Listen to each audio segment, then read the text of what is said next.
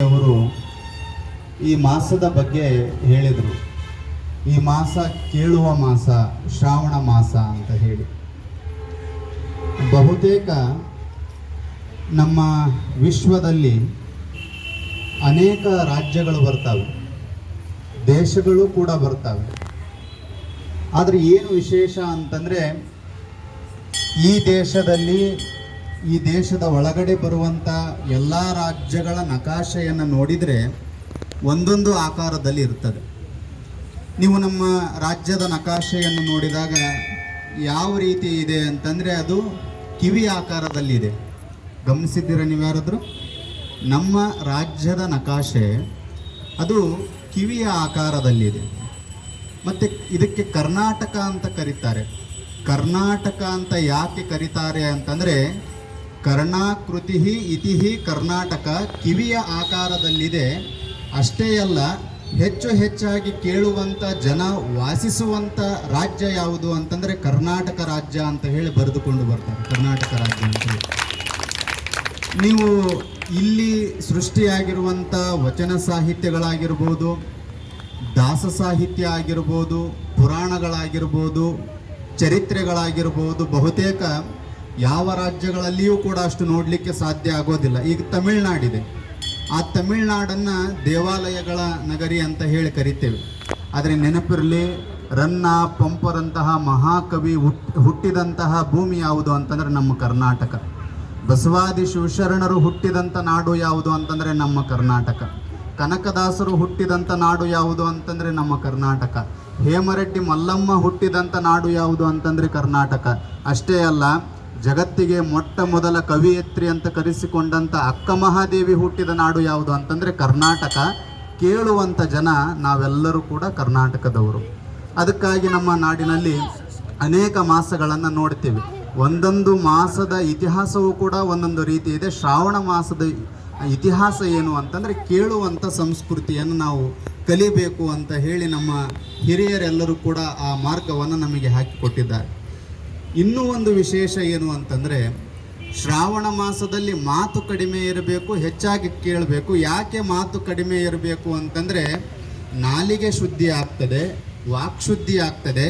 ವಾಕ್ಶುದ್ಧಿ, ನಾಲಿಗೆ ಶುದ್ಧಿ ಆದಾಗ ನಮಗೆ ವಾಕ್ಸಿದ್ಧಿ ಆಗ್ತದೆ. ಅದಕ್ಕೆ ನಾವು ಹೆಚ್ಚಾಗಿ ಕೇಳಬೇಕು, ಶಿವನ ನಾಮವನ್ನು ಹೆಚ್ಚಾಗಿ ನುಡಿಬೇಕು ಅಂತ ಹೇಳಿ ನಮ್ಮ ಚರಿತ್ರೆಗಳಲ್ಲಿ ನೋಡಿಕೊಂಡು ಬರ್ತಾ ಇವೆ. ಅದಕ್ಕೆ ಈಶ್ವರ ದೇವಸ್ಥಾನಕ್ಕೆ ಹೋದ ವರ್ಷದ ಶ್ರಾವಣದಲ್ಲಿಯೂ ಕೂಡ ಬರಬೇಕಾಗಿತ್ತು. ಅನೇಕ ಕಾರ್ಯಕ್ರಮಗಳ ನಿಮಿತ್ತವಾಗಿ ಬರಲಿಕ್ಕಾಗಿದ್ದಿಲ್ಲ. ಬಹುಶಃ ಈ ವರ್ಷ ಈಶ್ವರನ ಸಂಕಲ್ಪ ಇದೆ ಅಂತ ಹೇಳಿ. ಇನ್ನೊಂದು ವಿಶೇಷ ಏನು ಅಂತಂದರೆ, ಇಲ್ಲಿ ನಾವು ಖಂಡಿತವಾಗಿ ಮಾತನಾಡಲಿಕ್ಕೆ ಬಂದಿಲ್ಲ. ಇಲ್ಲಿ ನಿಮ್ಮೆಲ್ಲರನ್ನು ನೋಡಿದಾಗ ಮಾತುಗಳೇ ಬರ್ತಾ ಇಲ್ಲ.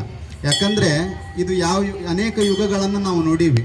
ಆ ಏನು ದ್ವಾಪರ ಯುಗವನ್ನು ನೋಡೀವಿ, ತ್ರೇತಾಯುಗವನ್ನು ನೋಡೀವಿ, ಮತ್ತೆ ಯಾವ್ದು ನೋಡೀವಿ, ಸತ್ಯಯುಗ ಅಂತ ಇತ್ತು, ಅದನ್ನು ನೋಡೀವಿ. ಕಲಿಯುಗ, ಇದು ಯಾವ ಯುಗ ಅಂತಂದರೆ ಕಲಿಯುಗನೂ ಅಲ್ಲ, ಇದು ಮೊಬೈಲ್ ಯುಗ.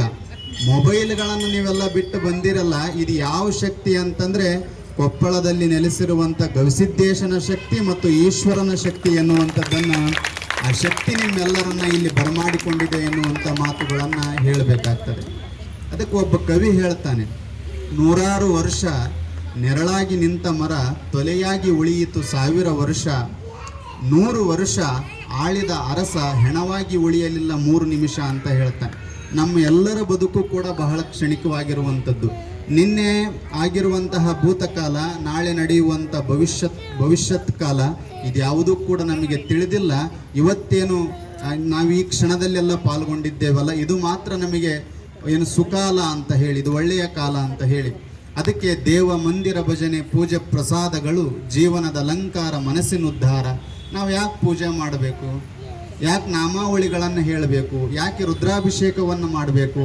ಯಾಕೆ ಮಂತ್ರ ಪಠಣೆಯನ್ನು ಮಾಡಬೇಕಾಗಿತ್ತು ಅಂತಂದರೆ, ಹೇಳ್ತಾರವರು, ದೇವ ಮಂದಿರ ಭಜನೆ, ಪೂಜೆ ಪ್ರಸಾದಗಳು, ಜೀವನದ ಅಲಂಕಾರ. ನಮ್ಮ ಜೀವನಕ್ಕೆ ಅಲಂಕಾರ ಬರಬೇಕಾಗಿತ್ತು ಅಂತಂದರೆ, KG-ಗಟ್ಟಲೆ ಹಾಕಿಕೊಳ್ಳುವಂಥ ಬಂಗಾರದಿಂದ ನಮ್ಮ ಜೀವನಕ್ಕೆ ಅಲಂಕಾರ ಬರೋದಿಲ್ಲ. ಚೆನ್ನಾಗಿರುವಂಥ ಬಟ್ಟೆಯನ್ನು ಉಟ್ಟಾಗ ನಮ್ಮ ಜೀವನಕ್ಕೆ ಅಲಂಕಾರ ಬರೋದಿಲ್ಲ.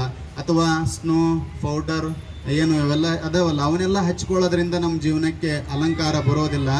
ಯಾವುದು ನಮ್ಮ ಜೀವನಕ್ಕೆ ಅಲಂಕಾರ ಅಂತಂದರೆ ಭಗವನ್ ನಾಮಸ್ಮರಣೆ ಎಲ್ಲಿ ನಡೀತದೋ, ಭಗವಂತನ ಆರಾಧನೆ ಎಲ್ಲಿ ನಡೀತದೋ, ಯಾರು ದಿನನಿತ್ಯವಾಗಿ ಭಗವಂತನ ಸಾನ್ನಿಧ್ಯವನ್ನು ಬಯಸ್ತಾರೋ ಅದು ನಿಜವಾಗಿಯೂ ಕೂಡ ಜೀವನಕ್ಕೆ ಅಲಂಕಾರ ಎನ್ನುವಂತಹ ಮಾತುಗಳನ್ನು ಹೇಳುತ್ತಾರೆ. ಬಹುಶಃ ನಮ್ಮ ಕೊಪ್ಪಳದ ತಾಯಂದಿರೆಲ್ಲರೂ ಕೂಡ ಈ ಭೌತಿಕವಾಗಿರುವಂಥ ಹಣ, ವಸ್ತು, ಒಡವೆ ಇವಕ್ಕೆ ಮಹತ್ವವನ್ನು ಕೊಟ್ಟಿಲ್ಲ. ನಮ್ಮ ಎಲ್ಲ ತಾಯಂದಿರು ನೀವು ಯಾವುದಕ್ಕೆ ಮಹತ್ವವನ್ನು ಕೊಟ್ಟಿರಾ ಅಂತಂದರೆ ಭಗವಂತನ ಸ್ಮರಣೆಗಾಗಿ ಮಹತ್ವವನ್ನು ಕೊಟ್ಟ ಕಾರಣಕ್ಕಾಗಿ ತಾವೆಲ್ಲ ಇಲ್ಲಿ ಬಂದೀರ. ಈಗ ಒಂದು ಮರ ಐತಿ, ಈ ಮರ 100 ವರ್ಷ ನೆರಳು ಕೊಡ್ತೈತಿ. ಆದರೆ 100 ವರ್ಷ ನೆರಳು ಕೊಡುವಂಥ ಮರ 100 ವರ್ಷ ಆಳುವಂಥ ಮನುಷ್ಯ 3 ನಿಮಿಷವೂ ಕೂಡ ಭೂಮಿಯ ಮೇಲೆ ಉಳಿಲಿಕ್ಕೆ ಸಾಧ್ಯ ಇಲ್ಲ. ಈಗ ಬಹಳ ಡೂಪ್ಲೆಕ್ಸ್ ಮನೆ ಕಟ್ಟಿಸಿರ್ತಾರೆ.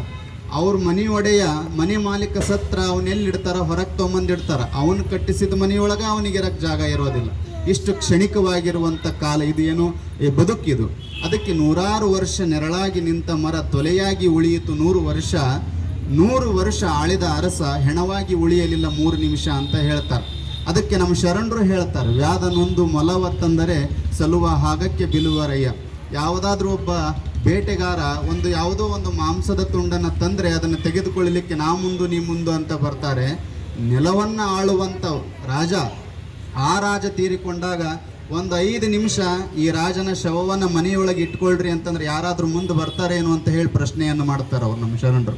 ಅದಕ್ಕಾಗಿ ಇಷ್ಟು ಕ್ಷಣಿಕವಾಗಿರುವಂತಹ ಈ ಕಾಲವನ್ನು, ಈ ಸಮಯವನ್ನು ನಾವು ಇದ್ದಾಗ ಅದಕ್ಕೆ ಹೇಳ್ತಾರೆ, ಕಲಿಯುಗದಲ್ಲಿ ಬಹಳ ಶ್ರೇಷ್ಠವಾಗಿರುವಂಥದ್ದು ಯಾವುದು ಅಂತಂದರೆ ನಾಮ, ದಾನ ಮತ್ತು ನಾಮ ಅಂತ ಹೇಳ್ತಾರೆ.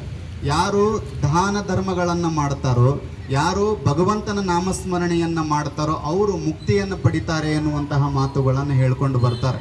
ಆ ಕಾರಣಕ್ಕಾಗಿ ನೀವೆಲ್ಲರೂ ಏನು ಒಳ್ಳೆಯ ಕಾರ್ಯಕ್ರಮದಲ್ಲಿ ಪಾಲ್ಗೊಂಡು ಇವತ್ತು ಈಶ್ವರನ ಸನ್ನಿಧಾನದಲ್ಲಿ ಈ ಒಂದು ಪರಮ ಆನಂದದ ಕ್ಷಣಗಳನ್ನು ಅನುಭವಿಸ್ತಾ ಇದ್ದೀರಲ್ಲ, ಇದು ಎಲ್ಲವೂ ಕೂಡ ನಿಮ್ಮ ತಂದೆ ತಾಯಿಗಳು ನಿಮಗೆ ನೀಡಿದಂಥ ಸಂಸ್ಕಾರ ಎನ್ನುವಂಥದ್ದನ್ನು ಈ ಸಂದರ್ಭದಲ್ಲಿ ಹೇಳಬೇಕಾಗ್ತದೆ.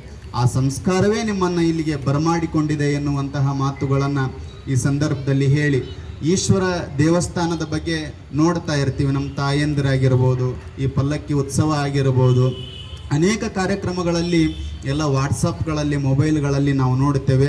ಬಹುತೇಕ ಇಂತಹ ಮಕ್ಕಳನ್ನು ಕರೆದುಕೊಂಡು ಬರೋದರಿಂದ, ಆ ಮಕ್ಕಳಿಗೆ ಧಾರ್ಮಿಕ ಸಂಸ್ಕಾರಗಳನ್ನು ಕೊಡೋದರಿಂದ ಆ ಮಕ್ಕಳು ಸುಸಂಸ್ಕೃತರಾಗಿ ನಡೆದುಕೊಂಡು ಹೋಗಲಿಕ್ಕೆ ಸಾಧ್ಯ ಆಗ್ತದೆ ಎನ್ನುವಂತಹ ಮಾತುಗಳನ್ನು ಈ ಸಂದರ್ಭದಲ್ಲಿ ಹೇಳಿ, ನಾನು ಭಗವಂತನಲ್ಲಿ ಏನು ಪ್ರಾರ್ಥನೆಯನ್ನು ಮಾಡ್ತೀನಿ ಅಂತಂದರೆ ನಿಮ್ಮೆಲ್ಲರಿಗೂ ಒಂದು ಆನೆಯನ್ನು ಕೊಡಲಿ ಅಂತ ಹೇಳಿ ಪ್ರಾರ್ಥನೆಯನ್ನು ಮಾಡ್ತೀನಿ ನಾನು. ಈಗ ಭಗವಂತ ನೀವು ಚಪ್ಪಾಳೆ ತಡಿತೀರಲ್ಲ ಮನೆಯೊಳಗೆ, ನಿಮಗೆಲ್ಲ ನಿಮ್ಮ ಮನೆಯವರು ಅದಾರ, ಅವ್ರನ್ನ ನೋಡ್ಕೊಳಕ್ಕಾಗೋಲ್ದು ನಿಮ್ಮ ಕೈಲಿ, ಹೌದಾ? ಮಕ್ಳು ಅದಾರ, ಮತ್ತು ಅವ್ರನ್ನೂ ನೋಡ್ಕೊಳಕ್ಕಾಗೋಲ್ದು. ಇನ್ನು ಹುಡ್ರ ಕತೆ ಅಂತರೂ ಮುಗಿತು ಬಿಡವು. ಅಡುಗೆ ಮಾಡ್ಬೇಕು, ಆ ಹುಡ್ರು ನೋಡ್ಕೋಬೇಕು, ಒಂದು ಗೊತ್ತಾಗಂಗಿಲ್ಲ. ಅವ್ರಂತ್ರ ಆರಾಮ್ ಇರ್ತಾರೆ. ನಮ್ಮ ಬಳಗ ಏನೈತಲ್ಲ, ಅವ್ರು ನಿಮ್ಮನ್ನ ಮನ್ಯಾಗ ಬಿಟ್ಟು ಅವರು ಹೊರಗೆ ಹೋಗ್ತಾರೆ. ಅವರೆಲ್ಲ ಕಟ್ಟಿ ಮ್ಯಾಳ ಅಂತ ಹೇಳಿ ಅವ್ರು ಆರಾಮ್ ಇರ್ತಾರೆ. ನಿಮಗೆ ಆನೆ ಕೊಡಲಿ ಅಂತ ಹೇಳಿ ಅಂದಾಗ ನೀವು ಚಪ್ಪಾಳೆ ಹೊಡಿತೀರಲ್ಲ, ಈಶ್ವರ ಪ್ರತ್ಯಕ್ಷ ಆಗಿ ಆನೆ ಕೊಟ್ಟರೆ ನೀವು ತೊಗೊತೀರ? ಜರ ಎಲ್ಲಿ ತೊಗೊಳೋದಾಗತ್ರಿ? ಆಕಳಿದ್ವು, ಆಕಳೂ ಹೋದ್ವು, ಎಮ್ಮಿನೂ ಹೋದ್ವು, ಮತ್ತು ಆಮೇಲೆ ಕುರಿ ಅದಾವು, ಅಲ್ಲಿ ಇಲ್ಲಿ ಒಂದು ಸ್ವಲ್ಪ ನೋಡ್ತೀವಿ, ಅವನು ಮುಂದೆ ಹೋಗ್ತಾವು. ಆನೆ ಎಲ್ಲಿ ತೊಗೊಳೋದು ಅಂತ ಹೇಳಿ ನೀವು ವಿಚಾರ ಮಾಡ್ಬೋದು. ನಾನು ಕೇಳುವಂಥ ಈಶ್ವರನಲ್ಲಿ ಕೇಳುವಂಥ ಆನೆ ಯಾವುದು, ಅದು ನಿಮಗೆ ಕೊಡಬೇಕಾಗಿರುವಂಥ ಆನೆ ಯಾವುದು ಅಂತಂದರೆ, ಯಾವುದು ದೊಡ್ಡ ಸೊಂಡಿಲಿನ, ದೊಡ್ಡ ಹೊಟ್ಟೆಯ, ಸಣ್ಣ ದಂತದ, ಸಣ್ಣ ಬಾಲದ, ಸಣ್ಣ ಕಣ್ಣಿನ ಆನೆಯನ್ನು ಕೊಡಲಿ ಅಂತ ಹೇಳಿ ನಾವು ಪ್ರಾರ್ಥನೆಯನ್ನು ಮಾಡೋದಿಲ್ಲ. ನಮ್ಮ ಕೊಪ್ಪಳ ನಗರದ ಈಶ್ವರ ದೇವಸ್ಥಾನದ ಉದ್ಯಾನವನದಲ್ಲಿ ಸೇರಿರುವಂಥ ತಾಯಂದಿರಿಗೆ ಈಶ್ವರ ಯಾವ ಆನೆಯನ್ನು ಕೊಡಬೇಕು ಅಂತ ಕೇಳ್ತೀನಿ ಅಂತಂದರೆ, ಅಂದರೆ ಆರೋಗ್ಯ, ನೇ ಅಂದರೆ ನೆಮ್ಮದಿ ಎನ್ನುವಂಥ ಆನೆಯನ್ನು ನಿಮಗೆ ಈಶ್ವರ ಕೊಡಲಿ ಅಂತ ಹೇಳಿ ಪ್ರಾರ್ಥನೆಯನ್ನು ಮಾಡ್ತೀವಿ. ಅದಕ್ಕಾಗಿ ಅಂಥ ಆನೆ ನಿಮಗೆ ಸಿಕ್ತು ಅಂತಂದ್ರೆ ನೀವು ಸಾಕ್ತೀರಾ? ಇಲ್ಲ ಸಾಕ್ತೀರಲ್ಲ?